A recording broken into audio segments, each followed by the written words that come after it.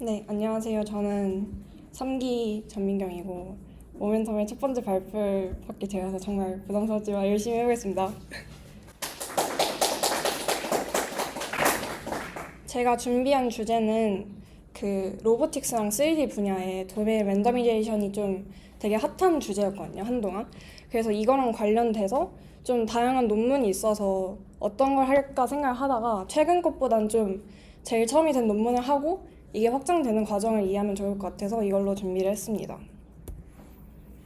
그래서 먼저 백그라운드를 설명해 드리자면 그 로보틱스가 이제 MDP로 작동을 하지만 이게 리얼 월드에서는 실제로는 좀 데이터셋을 쓰기가 힘들다고 해요. 그래서 이거 이유를 살펴보자면 일단 저기 맨 왼쪽에 스테이트를 볼 때 이게 좀 실제 그 환경이라는 게 상당히 노이즈도 많고 멀티모달이고 되게 뭔가 리워드를 설계하기에 상당히 어렵잖아요. 그래서 이 부분이 되게 애매하다고 합니다. 그리고 네, 리워드도 마찬가지고 그 액션을 할 때도 이제 하드웨어다 보니까 하드웨어 자체의 문제점도 상당히 많다고 해요. 제가 옛날에 로봇 연구하시는 분을 봤는데 그냥 그 로봇을 작동하는 것만으로도 몇 달이 걸리고 그래서 이제 한 로봇을 좀 익히는데도 오래 걸린다고 합니다. 이런 이유 때문에 좀 이제 리얼 월드 말고 신테틱으로 해결을 하는 게 낫지 않을까라는 생각에서 이런 도메인이 출발을 하게 되었습니다. 그래서 다시 정리를 해보면 이제 왼쪽의 리얼 월드에서는 일단 하드웨어가 비싸고요. 그러고 만약 자율주행이라고 했을 때 실제 웨이모를 그냥 서울 시내에 보내고 이걸 데이터셋을 받아오면 사고가 나고 위험하겠죠. 그래서 리스크도 상당히 크고 그 다음에 사람이 레이블링을 하는 게 굉장히 힘듭니다. 제가 예전에 휴먼 레이블링 태스크를 좀 했었는데 진짜 쉬운 거였는데도 200만 원 뭔가 좀 넘게 걸려서 이게 만약에 데이터셋이 커진다면 정말 감당하기 힘든 숫자가 되겠죠. 그래서 이런 시뮬레이티 데이터에서는 이런 부분이 상당히 많이 해결이 됩니다. 그리고 여기 네 번째를 보면은 이제 리얼 월드의 그런 probability에 좀 묶여있지 않다는 표현이 있어요. 이게 어떤 말이냐면 첫 번째 엣지 케이스 같은 경우에는 만약에 길에 가다가 웨이모가 쿼카를 만나요. 근데 한 번도 본 적이 없을 거 아니에요. 당연히. 그럼 이제 어떻게 하는지 모르겠죠. 이걸 피해야 하는지 어떻게 하는지. 근데 신테틱에서는 이런 걸 일부러 넣어줄 수가 있잖아요. 그래서 이런 문제를 좀 해결할 수 있습니다. 그리고 두 번째는 데이터 바이어스도 해결할 수가 있는데요. 이게 데이터를 실제로 수집을 하다 보면 좀 불균형이 생기기도 하고 예를 들어서 강아지 예시로 들면 종마다 이게 잘 수집한 데이터가 있고 좀 못한 데이터가 있을 거 아니에요. 그래서 예를 들어 뭐 골든 리트리버가 엄청 많은데 특정 종은 없다. 이렇게 하면 모델 자체의 바이어스가 끼기 때문에 문제가 발생을 합니다. 근데 신테틱이라 하면은 이런 좀 데이터 밸런싱 같은 거는 해결할 수 있겠죠. 그래서 이런 관련해서 이런 데이터 뭔가 신테틱 데이터 어프로치는 크게 세 개로 나눌 수가 있어요.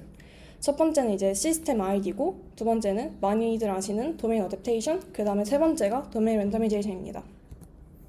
첫 번째로 이제 시스템 아이디를 간략하게만 설명을 하자면 여기서 저 A라는 게 약간 트레젝토리 같은 거예요. 예를 들어 로봇 암이 이렇게 움직인다는 그런 경로 이런 거고 이제 요 앞에 항이 시뮬레이션 그러고 뒤가 리얼 월드여서 시뮬레이션과 리얼 월드 사이에 이런 트레젝토리의 디스턴스를 줄이는 게 목표입니다.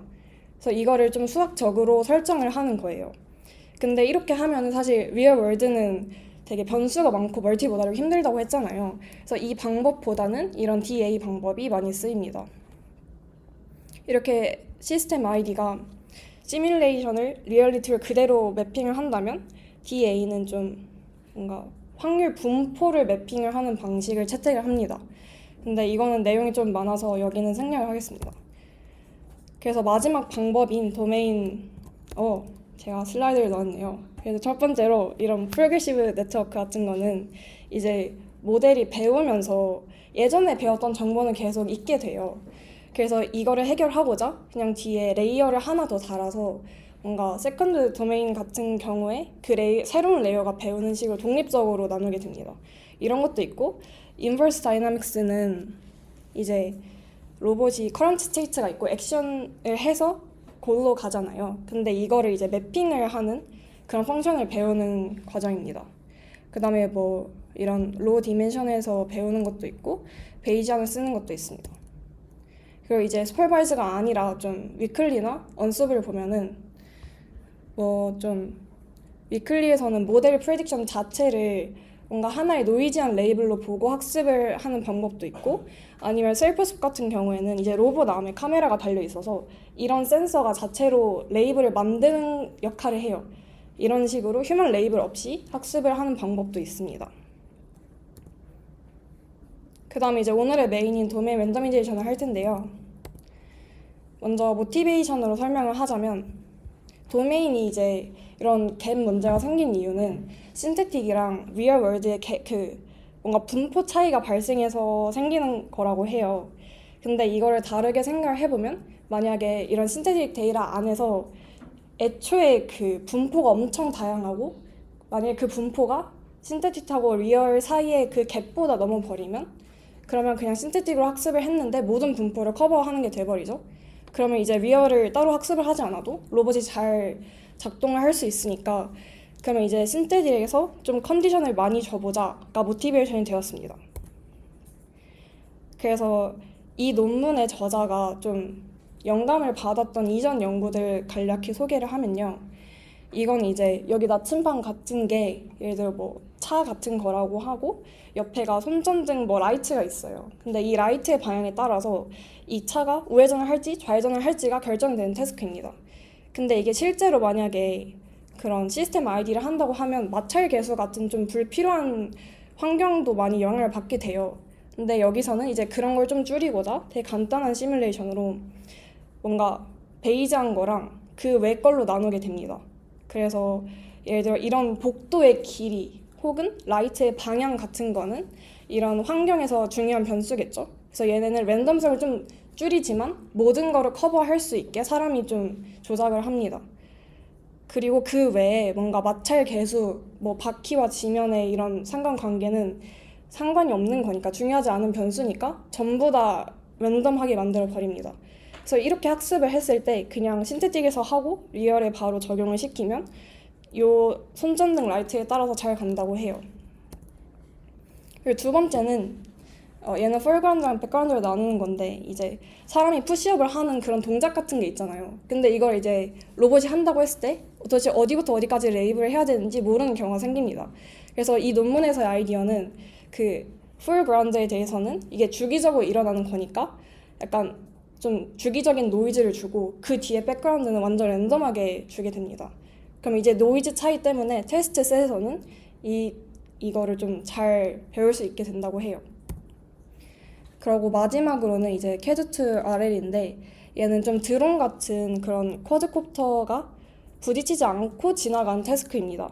근데 여기서도 이제 텍스처랑 이런 바닥 같은 이런 거를 좀 랜덤성을 줘가지고 신테틱으로만 학습했는데도 40%에서 50% 정도는 그냥 충돌을 하지 않고 리얼에서 바로 적용이 되었다고 해요.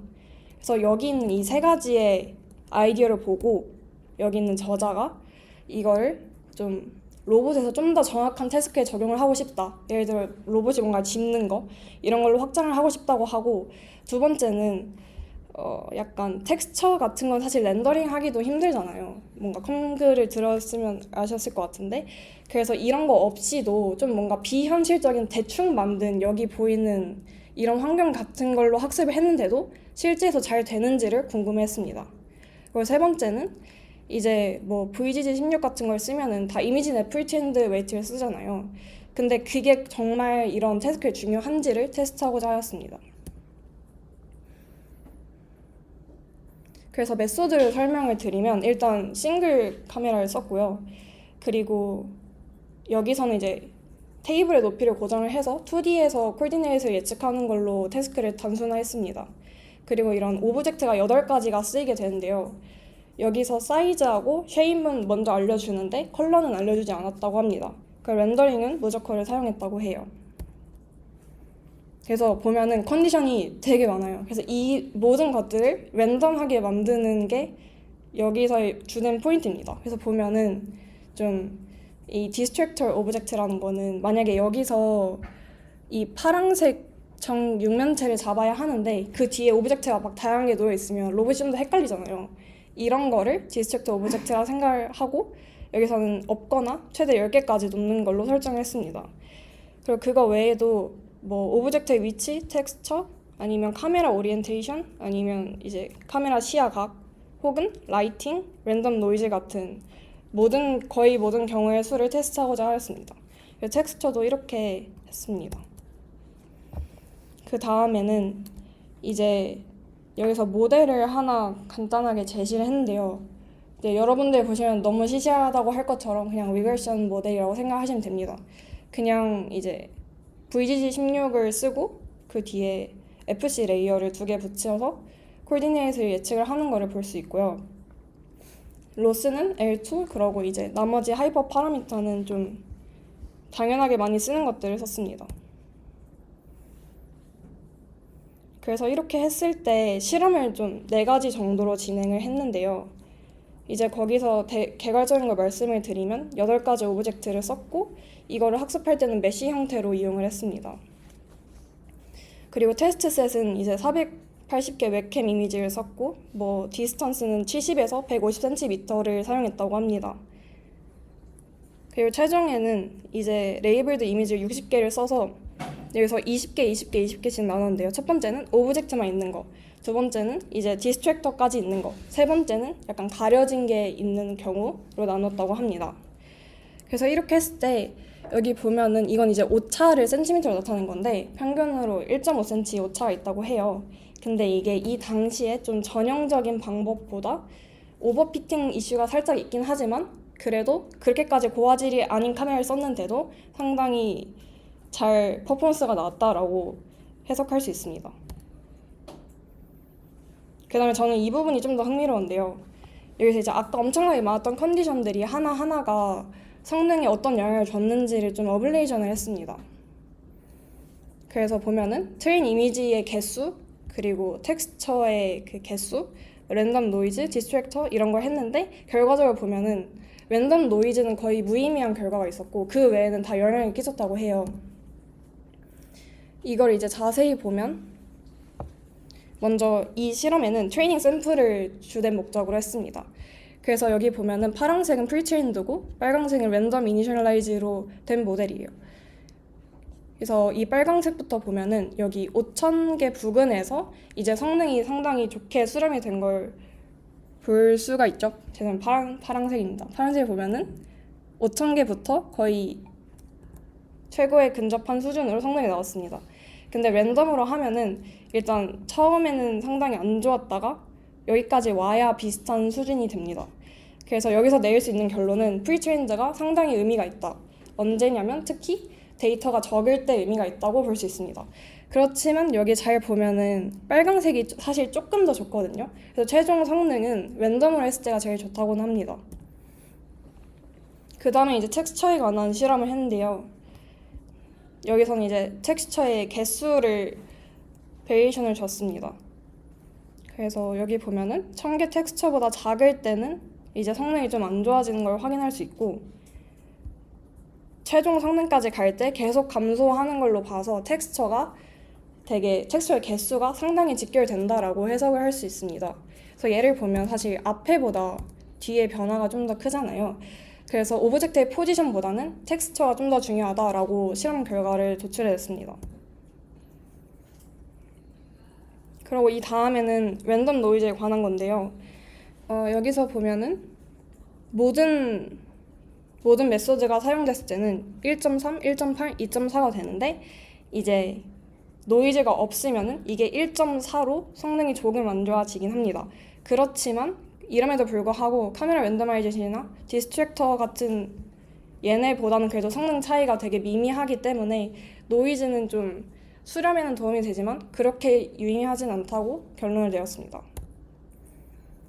그 다음에 이제 실제로 로봇에 적용을 해봤는데요. 여기서 보면 이 물체들을 그러니까 지정된 거를 얼마나 잡을 수 있는지를 했고 40개의 시도 중에 38개를 잡았다고 합니다. 근데 이게 로보틱스 분야에서 이 정도면 되게 잘했다고 평가를 받을 수 있는 게 실제 로봇을 보면 그냥 진짜 가다가 옆에 물건 쳐버리고 막 떨어뜨리고 막 난리가 나요. 그래서 이 정도는 상당히 잘했다고 볼 수 있습니다. 그리고 여기서 또 이제 스팸을 두고 학습이 안 된 스팸을 잡는지도 했는데 여기서도 이제 10번 중에 9번은 성공했다고 합니다.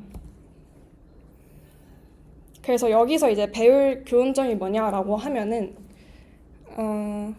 이제 이런 트레이닝 데이터가 이런 디스트리뷰션에 직결되는 그런 문제라고 합니다. 앞에서 그걸 다시 보면, 그러니까 이 트렌드 데이터가 여기까지 있는지 혹은 리얼리를 포함하는지 이게 상당히 중요하다라는 말이겠죠.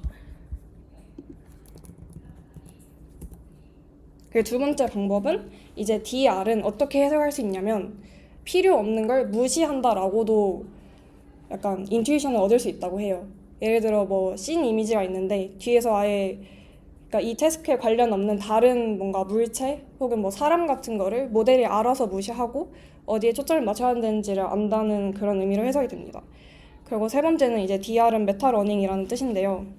이거는 그냥 어떤 식으로 이해를 하면 되냐면 그러니까 각 환경이 하나의 태스크고 뭔가 룰 아웃을 하는 동안 이제 패스트 어댑테이션을 하니까 그런 이런 리커런트 스테이트가 다양한 환경에 적응하게 하는 그런 메타 러닝의 전략이라고 볼 수 있다고 합니다.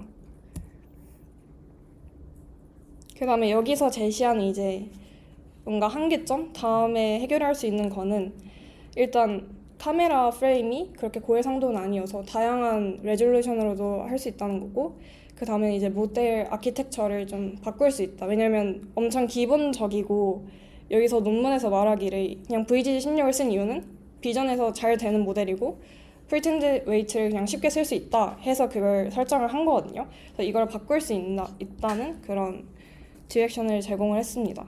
그 다음엔 이제 텍스처하고 라이팅도 사실 더 다양하게 실험을 할 수 있는데 여기선 좀 간소하다 보니까 이것도 미래에 하겠다라고 얘기를 했고 그다음에 멀티뷰 카메라를 쓰는 식으로도 시도를 할 수 있다고 해요. 그리고 여기서도 이제 앞에 말했던 도메인 어댑테이션하고 DR을 합치는 활용 방법도 있다고 합니다. 그리고 실제로 이런 후속 연구들이 정말 다양하게 많은데요. 그래서 이거는 한 1, 2년 뒤에 나온 건데 여기서는 어떻게 하냐면 일단 약간 리얼 씬에다가 자기가 이제 태스크로 학습하고 싶은 그런 신테틱 오브젝트를 합성을 합니다. 그래서 이런 식으로 약간 새로운 데이터를 만들어서 여기서 디텍션을 하든가 세그멘테이션을 하든가 하는 태스크도 있습니다.